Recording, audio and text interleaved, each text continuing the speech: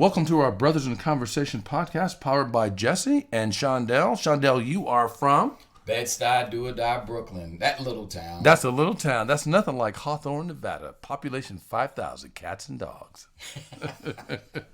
April 16, 2020, episode number 25. And yep. I'm going to let him say a quick hello, and then I'm going to run a quick few words of his bio by everyone that's everybody probably already knows him, but if you don't, you're going to know a little bit more about him. So our special guest is Ken Evans, president of the Urban Chamber. Say hello, if you will, Ken, please. Hello out there. I'd like to say hello to both my Urban Chamber family, as well as just in general, people that are checking out Brothers in Conversations this morning. Awesome. So you got a little bit of a following for us, right, Ken? I hope so. Although, as some people say, right now these days, I have a face for radio. Oh, you took that away from me. Hey, don't you ever do that again. That was my line. I knew you were going to get him, Shondell, as soon as he finished, but he didn't let you. He jumped in first. Right. I think he knows you well is why that is, Shondell. I do. I'm learning to be crafty in my old age. Yeah, you're crafty because this dude, this Shondell, he'll get you when you least expect. He's telling me about, I look intelligent because I put all those books behind me. I said, the problem is they're not my books. So let's read a quick bio. So Ken, I'm going to read your bio. Ken, just to brief so people get to know who you are. Ken Evans was recognized by the Small Business Administration as the 2015 Minority Small Business Champion of the Year. That is awesome. I love that. And this is for his work with the Urban Chamber of Commerce, where he serves as president. He is a retired Air Force lieutenant colonel who served in both the Iraq and Afghanistan wars. And thank you for your service, Ken. That's pretty powerful stuff. I love, before we get into the program, I love hearing things about people that have done military service. Can you give us a brief on what you came out of? First off, how long did you serve in the military and what you walked away with in terms of value from having gone through such a major experience? Well, in total, I did 25 years of service. Wow. A little over 6.5 years active duty, about another 18 plus years in the Air Force Reserve in different capacities. Wow. However, I started my Air Force career in undergrad because I actually attended the Air Force Academy, received a degree in civil engineering, and then I started my active duty assignments after that. So total of 25 years.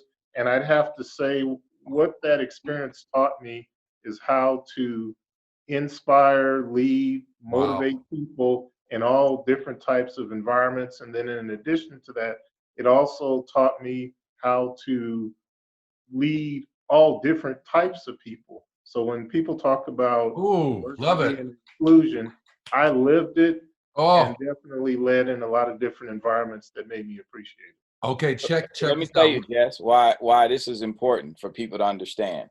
Because we hired Ken close to 7-8 years ago. Ken, was that? Okay. Going on 7 years ago, correct. Going on 7 years ago. So, and Jesse, was interesting as you guys crossed paths because Jesse was, I think Ken was on the job maybe a few weeks when you met Jesse maybe, and Jesse was our guest speaker at a conference that we had at Texas Station, and we took a lot of flack, Jesse, just to give the whole audience the whole understanding of where this came from. We as a board never had, the Urban Chamber never had a paid president.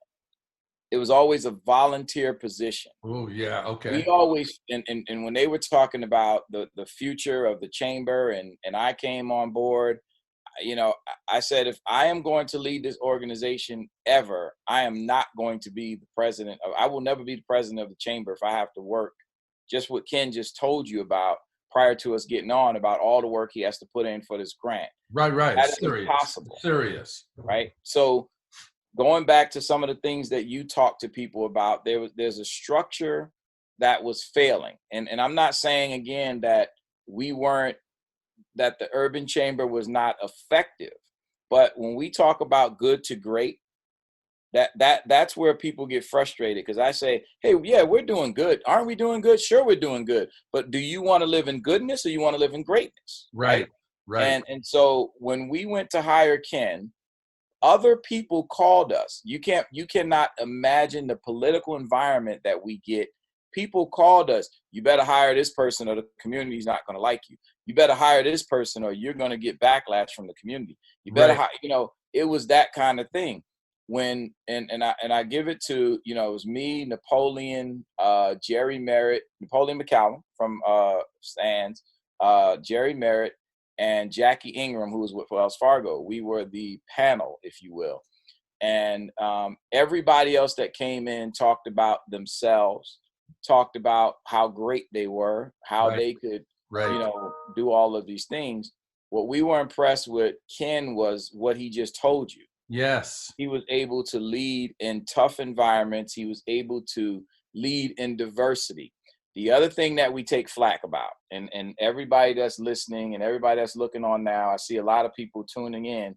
The other thing that we took flack about was the fact that we were talking about the chamber diversifying our membership and growing our membership and changing the face of the chamber, which you came in and you did a marvelous job about. It's how people feel and how you leave them feeling. Right. And that, how you leave them feeling, takes you away from the emotional piece where you get caught up in yourself and you start focusing on somebody else. So bringing in Ken was a key to keeping us mission focused, mission focused on what we had to do. And then today, fast forward 7 years later, we're in one of the toughest business environments ever, and he's leading in that space. So that's important. I love that. I love what you just said. That's huge, Chandel, about the timing of all that and the synergy, and what Ken brings to the table. He didn't even know, like, this is an organic conversation, this podcast between the three of us. And that was one of the main things I'm going to focus on, is the diversity of leadership, even though that's not our title.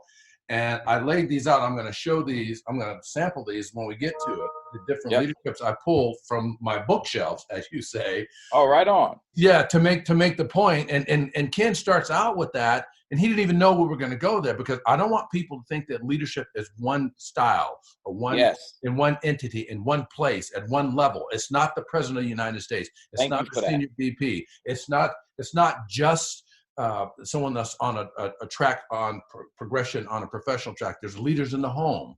There's leaders at school. There's leaders in the world. There's leaders that don't even have titles. Yeah. You know what I mean? Yeah. So Ken's on this. I love that. And I also want to do one other switchback. Chandel, did you spend time in the services as well, or no? I spent 10 years in the United States Air Force. Oh, nice. So we got two Air Force boys, and I didn't spend time in the Air Force, but my father was in the Air Force as well. So that makes three. Then you're family. Yeah, I'm family. You're family. And I got to get Ken's opinion on this. Ken, check this out.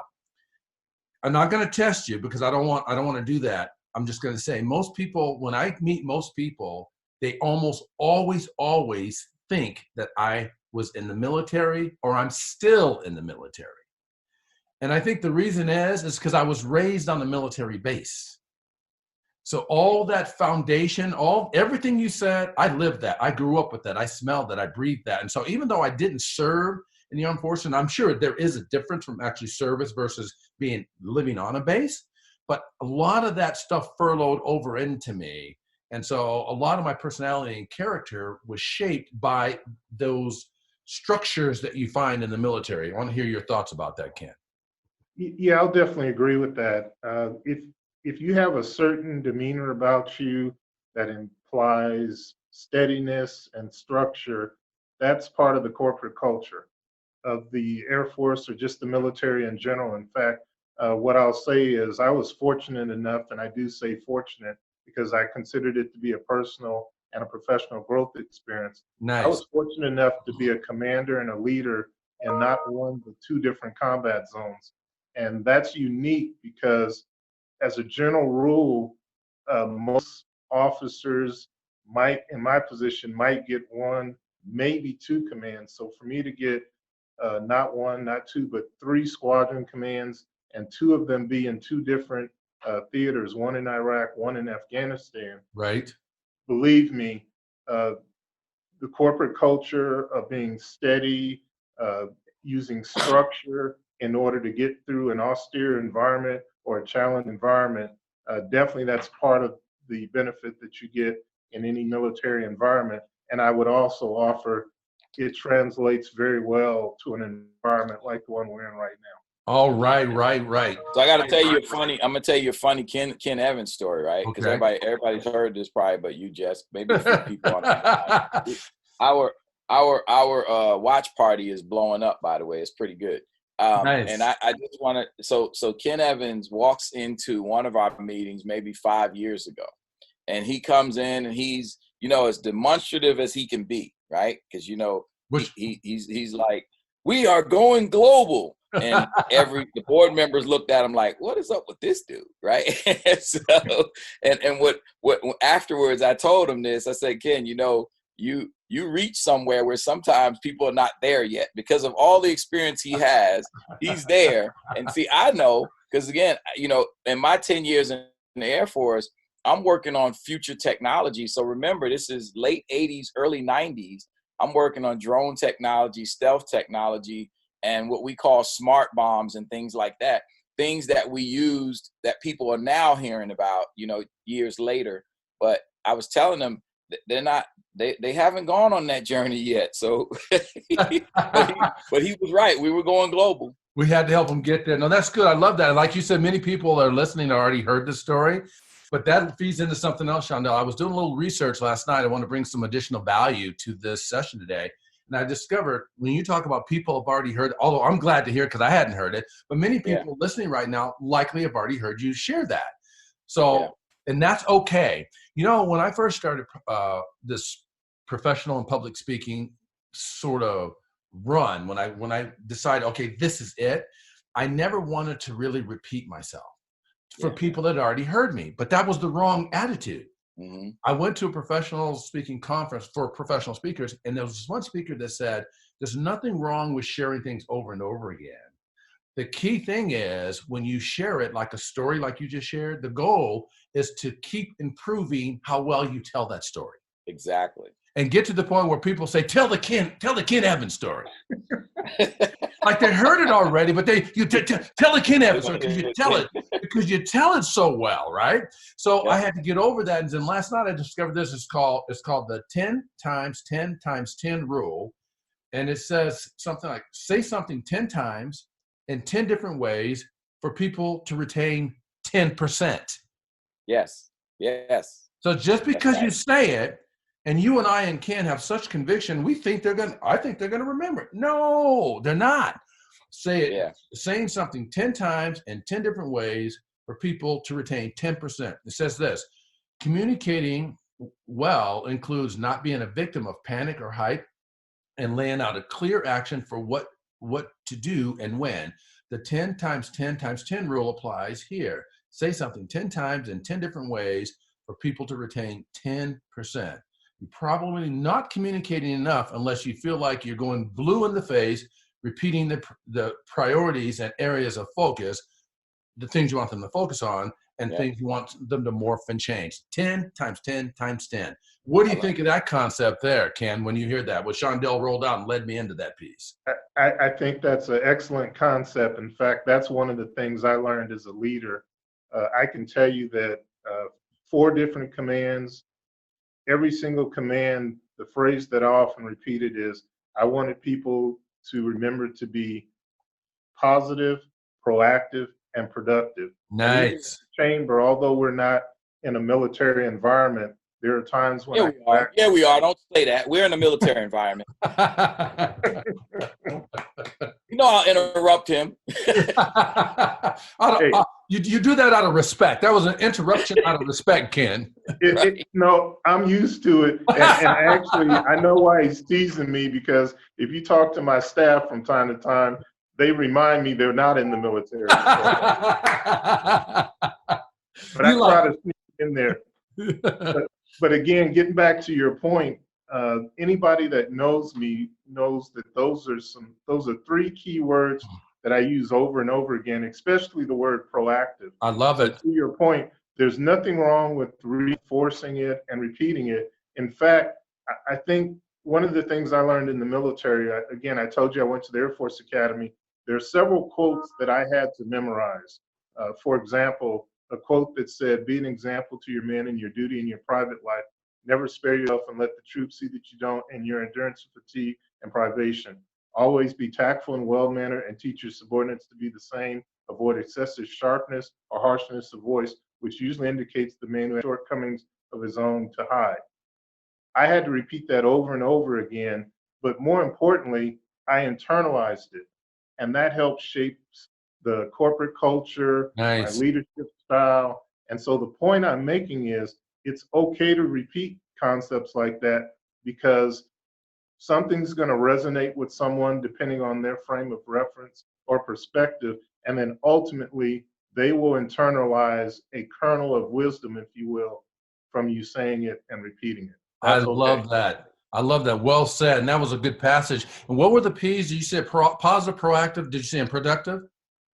Yes. I Be love that. positive, be proactive, be productive. People that listening to this, I started every single leadership position that I had, even at the chamber. In fact, I'll tell another one of those Ken Evans stories. When I first started at the chamber, but maybe about a weekend, it was a fourth Friday in September 2013. I rolled that out, and Xavier Peterson, who, by the way, is also a former military, he said, "Okay, Colonel, I knew that was your change of command speech." I said, "Yes, it was." So there's nothing wrong with it. No, that's really good. And I love what you said. Those are three powerful P's for sure. I love all those and I live all those. Here's a cool thing about that to tie in with you. A number of people that know Lisa and I, they'll say, I know you guys are always busy. And I always correct them. I say, you know what? I appreciate that. But really, we're not busy. We're productive. Yes. Because there's a big difference between busy and productive. Let me tell you, my mother was the person that, and she's responsible for a lot of the things I may repeat from time to time, but my mother zapped me with that one while I was in college, and definitely when I initially was on active duty. I call and talk about being busy. And to your point, she course adjusted me one day. She said, "Hey, you don't want to be busy, you want to be productive." And so to your point, I incorporated that. In fact, on Facebook, recently I put busy is good, productive is better. And then since we're all in the business, especially small business mode, I said profitable is best. So I'll Ooh, repeat that yeah. again. Busy is good, productive is better, profitable is best. I like it. That's solid. Well, that's really good. That's a good share. Shondell, you want to weigh in on that? Then I want to put a leadership piece out there because I want to narrow our focus on some great leadership perspectives and get your thoughts. I want to touch on that. I do want to touch on that because that is a perfect phrase to put us in the right mindset as business owners. But I do want to touch on something that Ken said, and I, you know how we do, Jess. We pivot and we look at.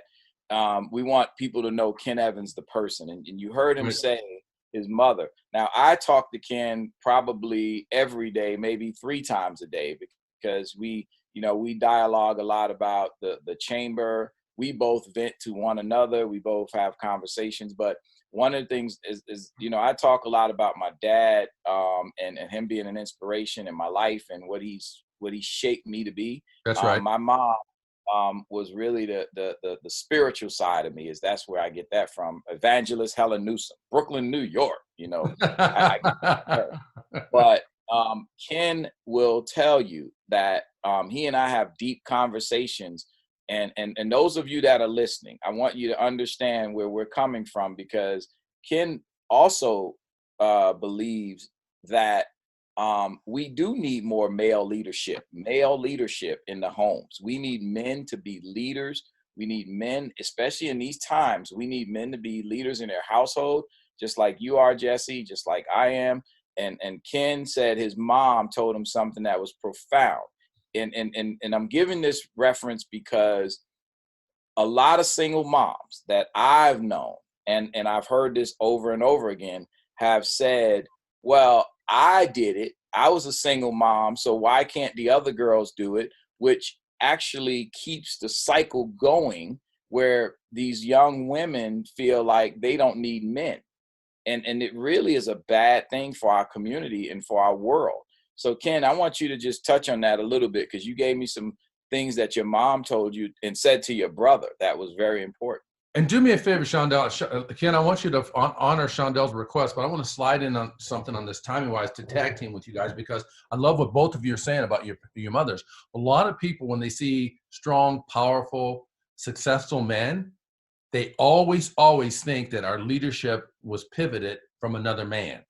Mm-hmm. And both of you brought women in. So I want to bring this in. I want to say that my first 4 role models in life were all women.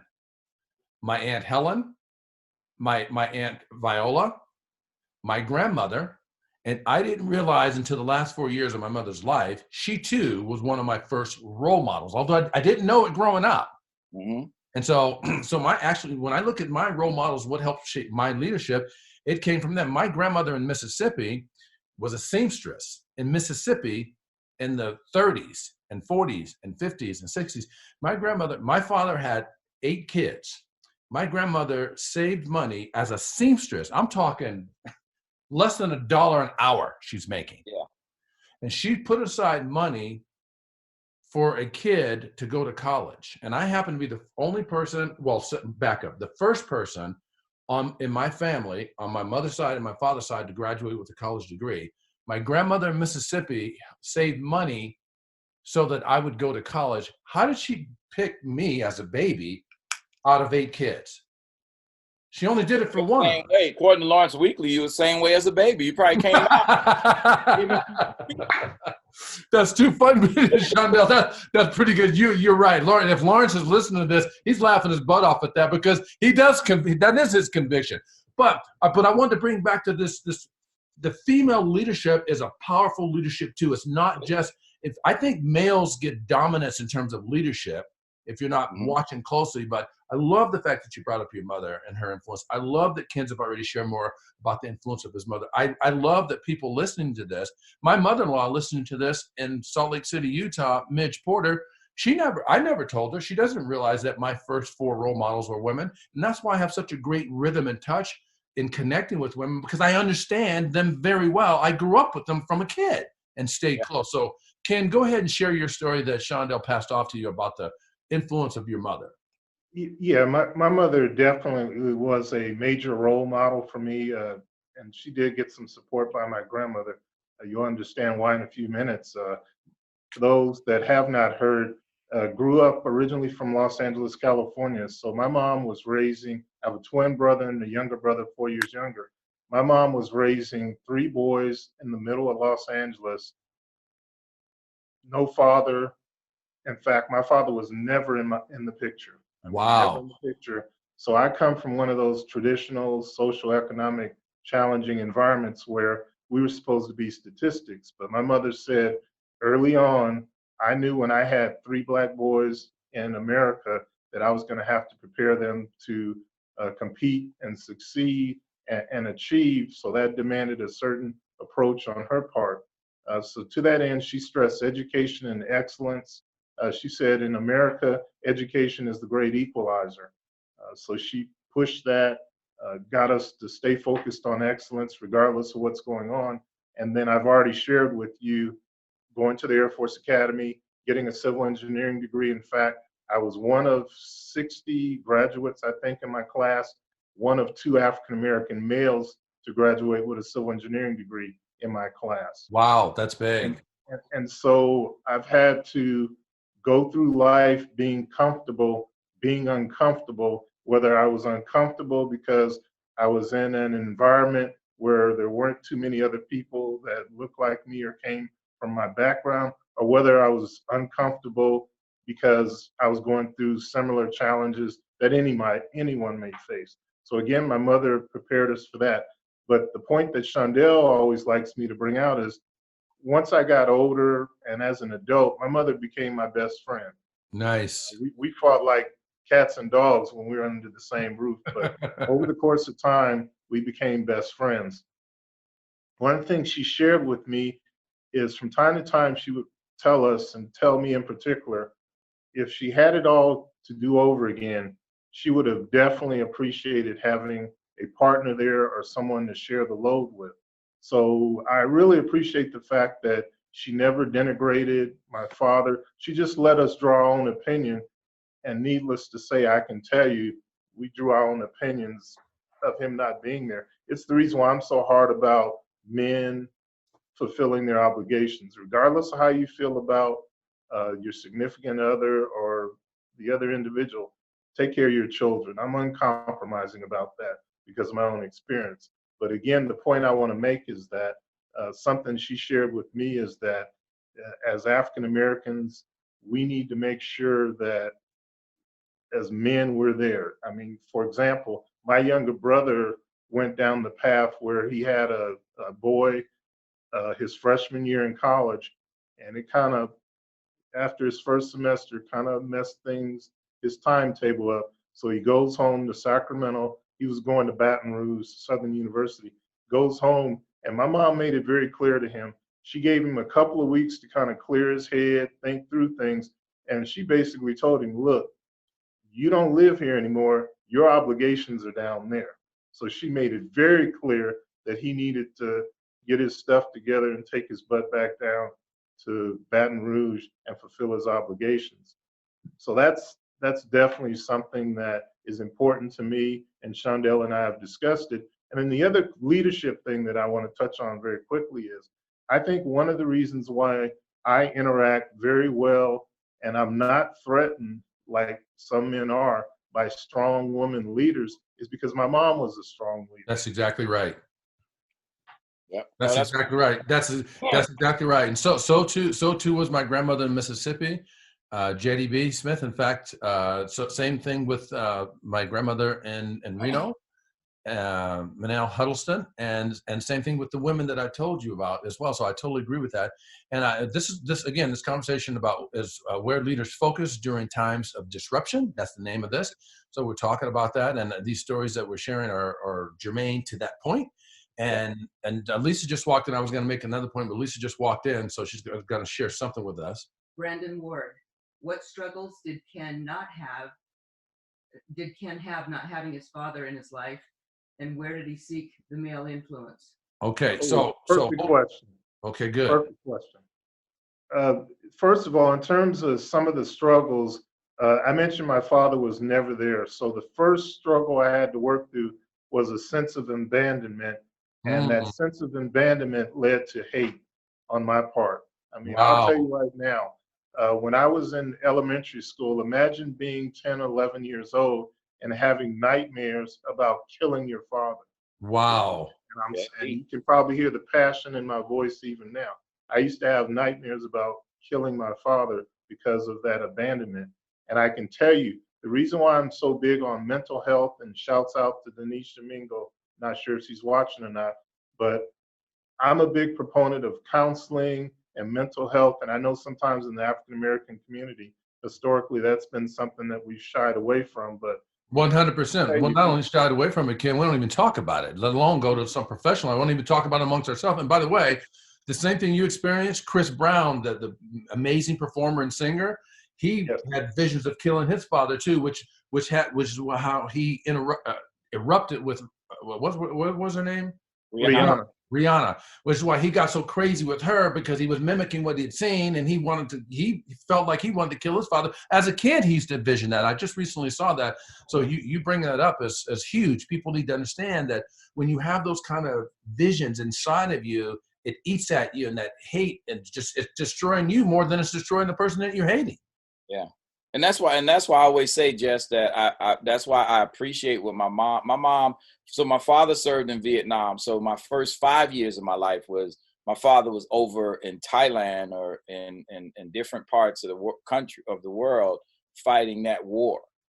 So the first 5 years, but the rest of my life, my father was there, and he immediately made an impact. So to Ken's point, we always talk about this, because when people keep saying, where's the lack of leadership, or where are we missing leadership, especially when they're coming to us, and they always come to us with, where's the Black leadership? And we say it's the male in the household.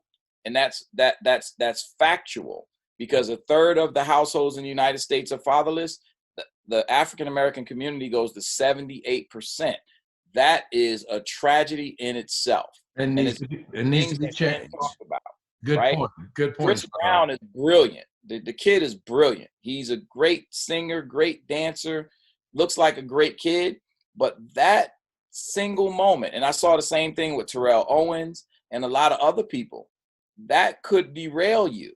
100%. What do you mean could derail you? It Right. did derail him. It put him in jail for the Yeah. very first time, and he explained what that experience was like, and that was a wake-up call for him. Yeah. It was huge for that. Probably as tragic, as difficult, and as hard as that is, that was probably the best thing to give him a wake-up call, so he snap out of that behavior and start getting, like Ken is saying, the counseling and the support and the psychologist to help him get his mind back in a good place. Lisa, is there something else you want to have you want to share? So before I jump on the leadership piece. The second part to that question is, how did he overcome it, and where does he still lack not having that role? Did it cross over into fatherhood and influence his So that's role like as an 40 uncle? questions Brandon's given us. So Brandon's cool that way, but that's 40. Let's back up down to the first. Give us the first one. How did he overcome this? How did you overcome it, Ken? Uh-oh, did we lose him? We did. We lost Ken. He went away. Oh boy. You know what?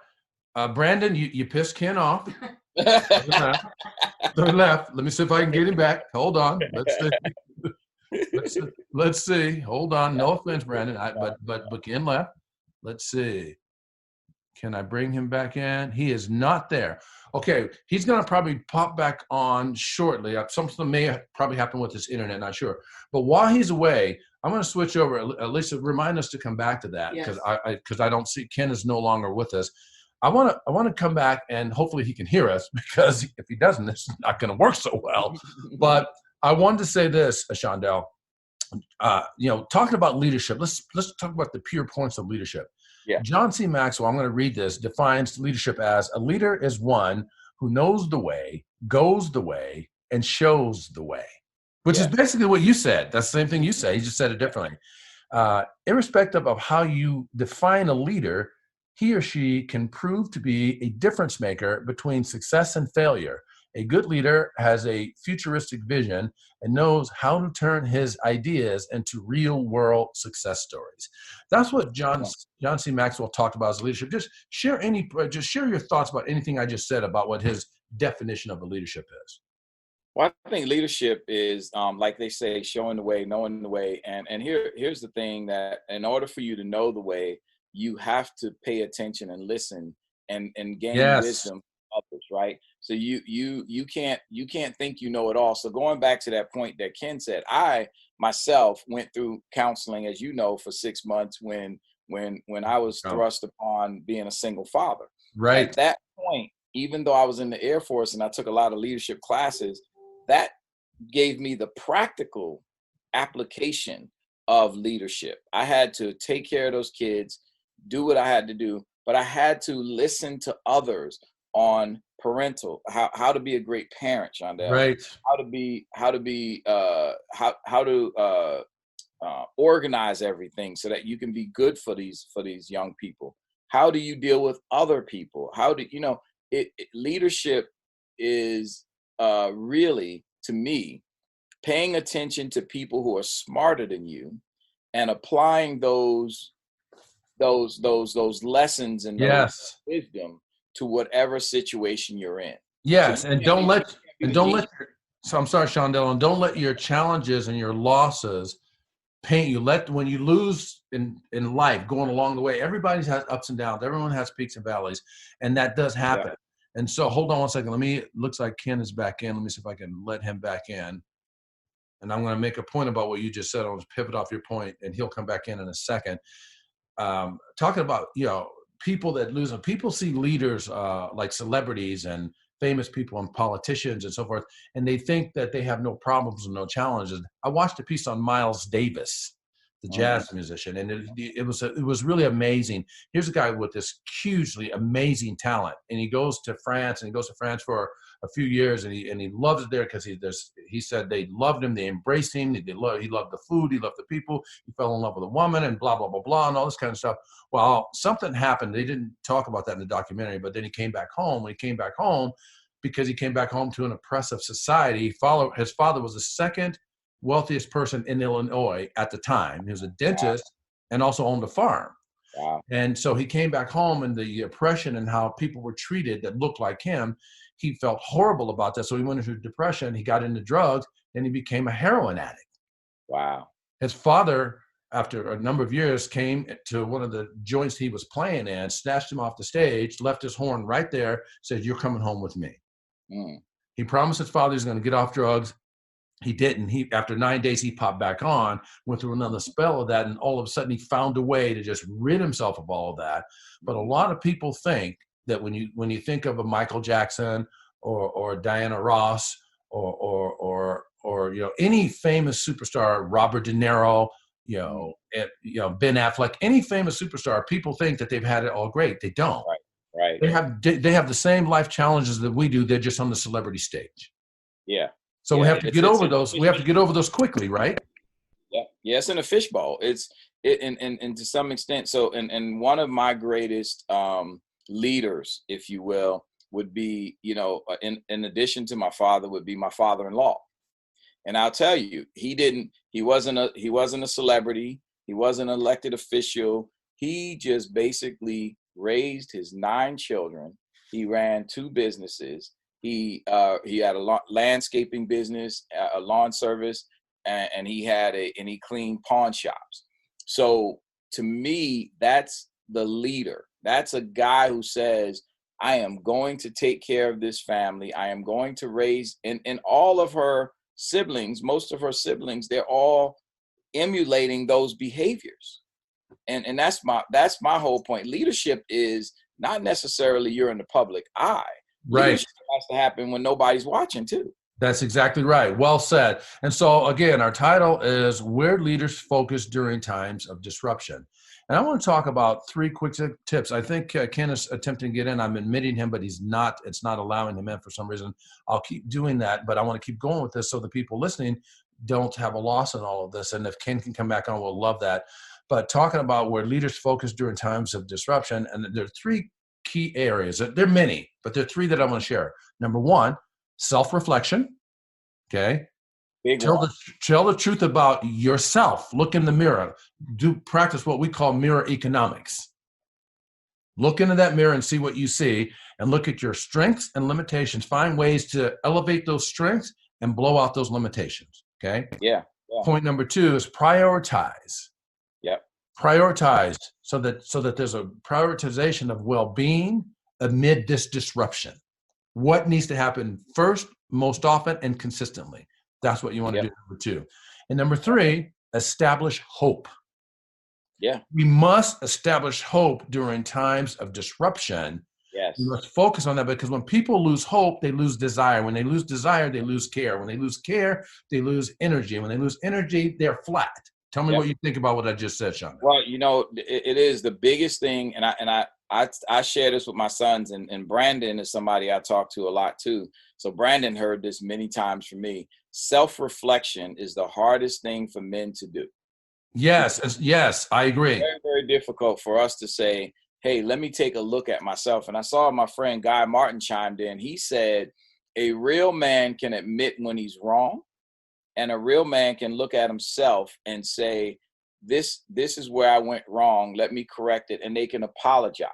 So there are some things that I've heard, where men it's one thing that I always said, have pride, but don't be prideful.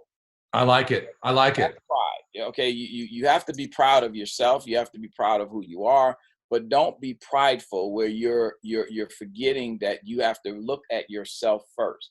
The other thing is when you focus on the things, and you got to do this quickly. You can't be, sitting back and staying in this space for a long time. You got to focus, look at yourself, Then you got to look at the most immediate needs and prioritize based on, you know, whatever system you utilize, prioritize.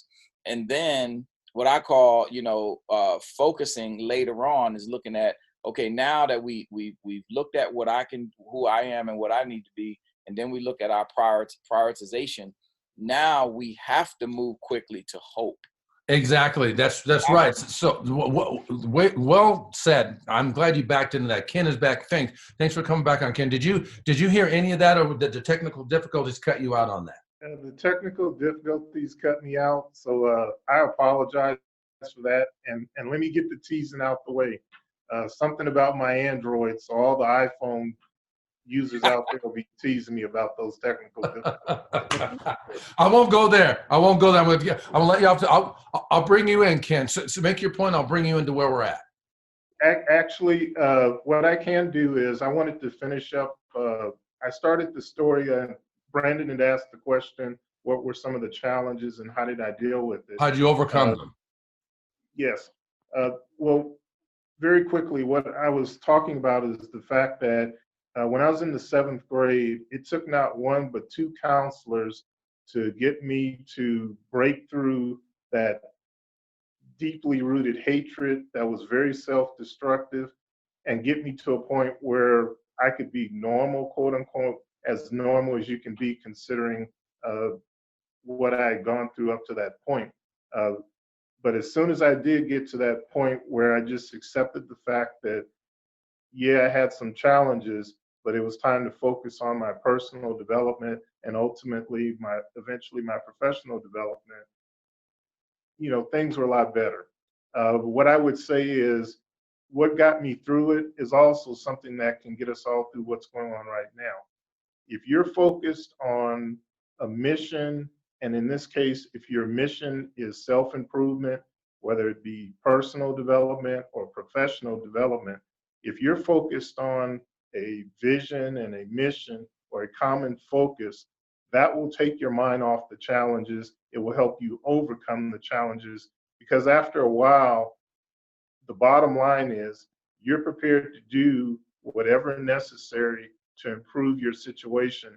That's what you stay focused on. Right, and you just dovetail right into the part when you stepped off for a second, and Shondell and I talked about 3 major tips that could help people. And the tip number 1 was self-reflection, and tell the truth about yourself. Focus on your strengths and raising them, and getting rid of those limitations. What you just said, you know, personal development, personal professional development. Number 2, prioritize your well-being. So prioritize so that you can adapt amid this disruption.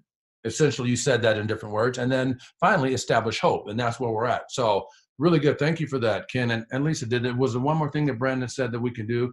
I want to keep us moving on this. I know that it's a little bit of a shift. Let's see. I did have something from someone else I'd like to share. Walker Smith, leadership. So hold on, Lisa. Lisa's going to switch tracks from Brandon over to Walker. Yes, leadership is a higher calling to service, and you can't lead where you have not gone or can't go. Leadership is a higher caller for higher service. That's what he's saying, correct? Yes. I agree. Say it, Ken? Yeah, I definitely agree with that. In fact, there's a term that I use. It's not unique to me, but it's very important to me. I talk about servant leadership. And what that means is, yes, quote unquote, you're in charge or you're responsible or you have authority. But at the end of the day, if you're a good leader, from my definition, you're there to serve your people. And you're there to serve them by positioning them so that they can achieve their personal development, their professional development for the greater good of the organization. What I like to do is create what I call mutually beneficial relationships. And what that means is, and this takes time to do, and I'll go back to another point you made about there's no cookie cutter to leadership or one size fits all.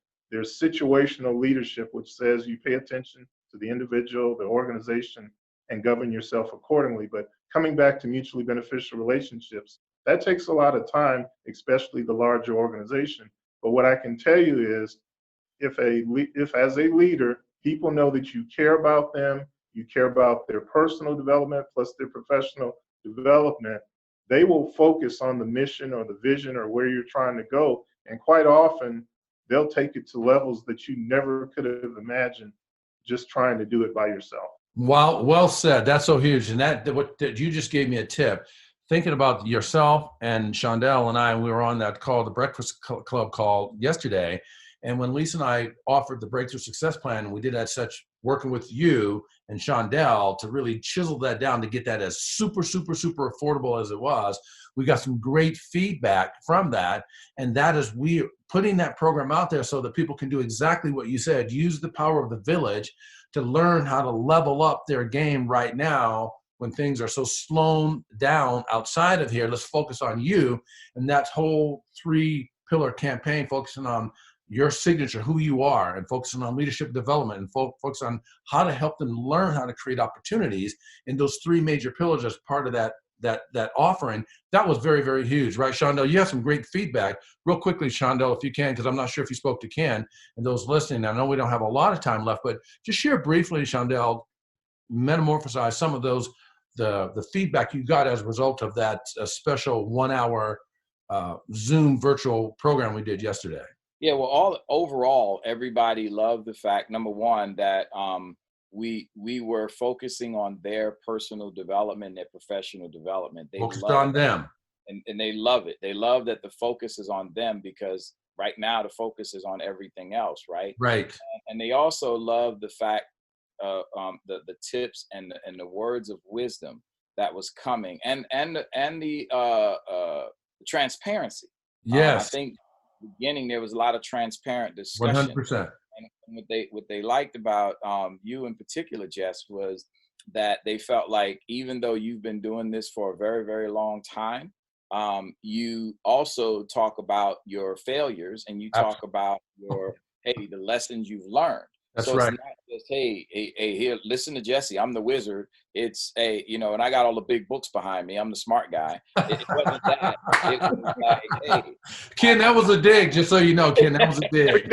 All the time. I'm used to it.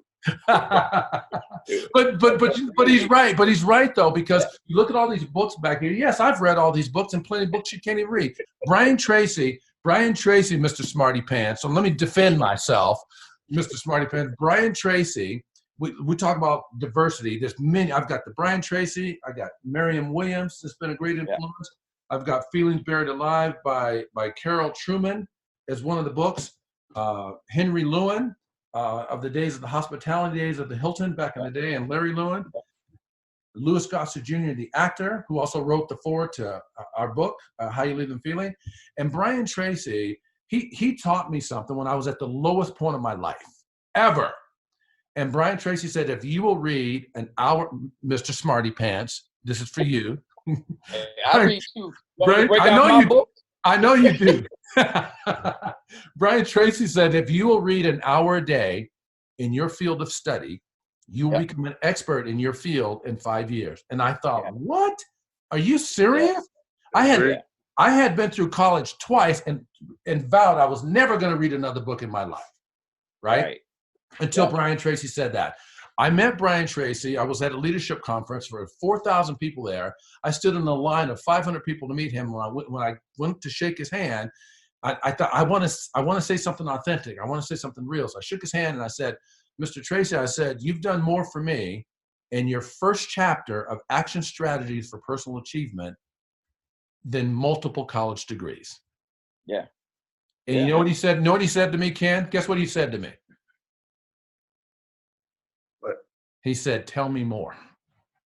He got 500 people lined up to meet him. He wants money to tell him, I don't have any more. It took me 300 people in front of me to think of what I was going to say to the guy. But then he sent me this book, and this is what he says. He says, Jess, and this is dated August 4th, 2004. It was a real pleasure meeting you. You are a great inspiration. Keep up the great work. Kind regards, Brian Tracy. Yeah.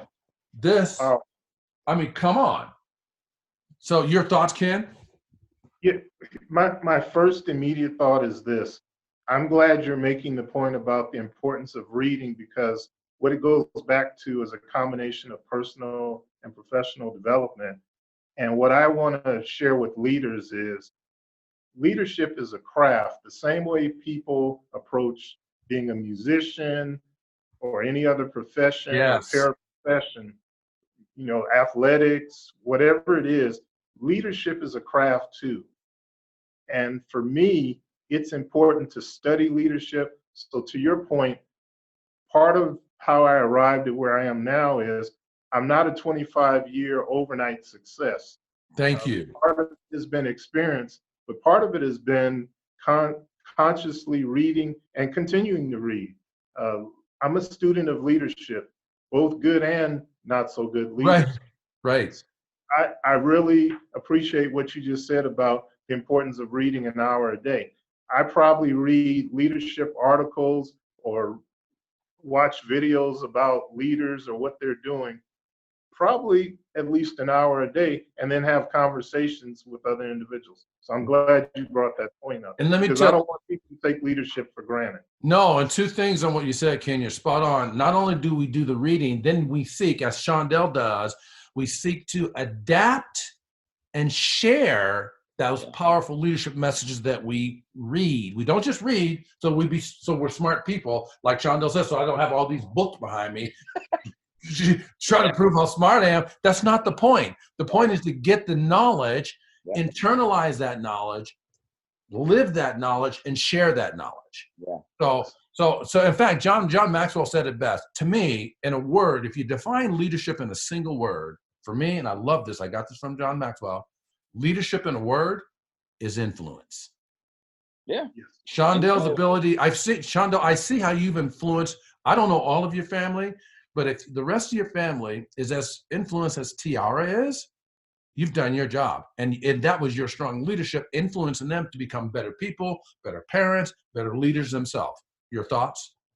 Well, it's one of those things where you plant the seed, and then you put soil over it, and then you keep watering. And so many people seek advice and seek wisdom. I just feel like I have an obligation to pay it forward, where many people have done it for me.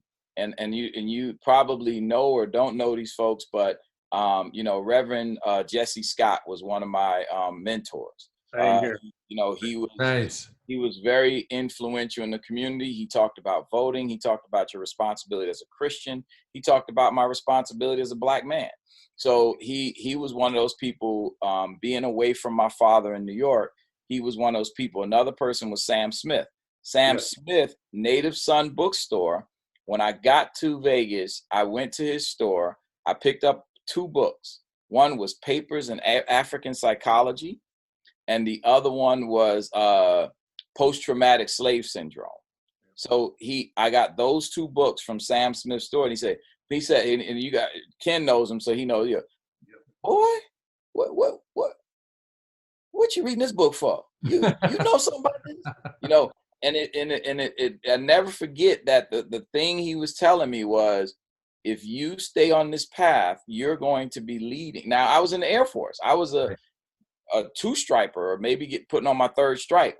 But he was telling me, if you stay on this path of reading and studying, I know you're going to be influential in this community. And I'm saying, dude, I'm not even going to stay here more than 4 years. Right. Like, I didn't think I was going to be in Vegas. But then later on, when I was at stations, I kept going back to Sam's store, and Sam said, "What did I tell you?" And Ken knows this. He'll do that to you. "What did I tell you, boy? What did I tell you? You so smart. What did I tell you?" And then when I end up staying here and doing my business, he like, "Newsom, what did I tell you?" So it's one of those things that I didn't ask for this. I didn't even want to go to the chamber. I didn't want to leave the Chamber of Commerce. I wanted to run my business, make some money, and do what I need to do for my family. You didn't find the chamber found you. Chamber found me. And I say, more importantly, God puts me in very uncomfortable position to challenge the stuff that I read and the stuff that I learn. And he says to me, you know what? Now is where you're going to apply all that stuff you read. I love it. Shonda. We say it like this. You're on the path. You're on the divine path. Whatever people's belief system is, maybe they don't believe in God, maybe they do, maybe they believe in the Big Bang Theory, the power of the universe, whatever it is, you are on your divine path. And you do, like we say, everything we do is on purpose because we know our purpose. Yeah. we are living our purpose, and everything I do is on purpose because I know my purpose. But let me tell you what you pointed out, that I'll tell you what's important is the most important thing to me at the chamber, and Ken knows this, is not necessarily it's not the luncheons, the gatherings, the things like that. It's the development of somebody like Delisa. Watching somebody like Delisa, and I like it. She doesn't even mind us telling this. Right. A teenage parent came to our chamber from a welfare program. Now she's leading the chamber. Nice. That's where that's where I feel like we're winning. And that's what you call influence. Yes. You influenced her life, and she's influencing others' life. So Shondell, tell us, where can people find you if they want to connect with you or hear more about what you're up to and so forth? I'm always available on Facebook, naturally, and Instagram, Twitter, Shondell Newsom, LinkedIn. Hit me up. Perfect. Ken, where can people find you if they want to get in touch with this wisdom and intelligence and leadership and this influence that you have? Well, being the steady, consistent person that I am, whether it's on Facebook, Instagram, it's Ken Evans 585, Ken Evans 585. For you people that play online chess and Words with Friends, same username. But yes, I'm on social media, Facebook and Instagram, Ken Evans 585, and I welcome it. Awesome. Well, you can reach us at JessTalk, JESSTALK.com. Find out a lot there. Lisa is profoundly awesome on social media. You can get Lisa by B. Farrell or Lisa Farrell on Facebook, LinkedIn, Instagram, all those places. So that's where you can get in touch with us. We would love to hear from you. You can also go to Brothers in Conversations, and please subscribe. If you're listening to this, you're likely to please subscribe to this. We want to grow this membership so that all of us here on this call can do powerful things and bring powerful people to people that need it. Sometimes just hearing the right word at the right time can be the difference maker. It literally can talk the gun out of someone's mouth by hearing the right word at the right time. Yep. I'm serious, because that literally has happened with people that I know we all of us have shared conversation with. And so this program, where leaders focus during times of disruption, has been very, very powerful. Ken, as we close this out, briefly tell us, what do you take away about engaging in this amazing conversation? We really appreciate having you as a special guest on here. What is your biggest aha or good feeling moment from this program today? I would say it's the chance to share the importance of leadership, especially at critical times, and just remind people, especially those in leadership positions, don't take it for granted. And it's not about you. It's about being a servant leader and taking care of the people you're responsible for. I love it. That's awesome. That's good. Thank you for that. What about you, Shonda? What did you like best about today's program? Well, I like what the Colonel said. That's perfect. Is like, hey, be a good servant, and then you'll be a great leader. Okay, awesome. What I liked was connecting with intelligent individuals that have great big hearts, and you both do care about serving others. And I'm hoping that the people listening or watching this can sense and feel that as well. That closes this broadcast. Thank you very much for tuning in.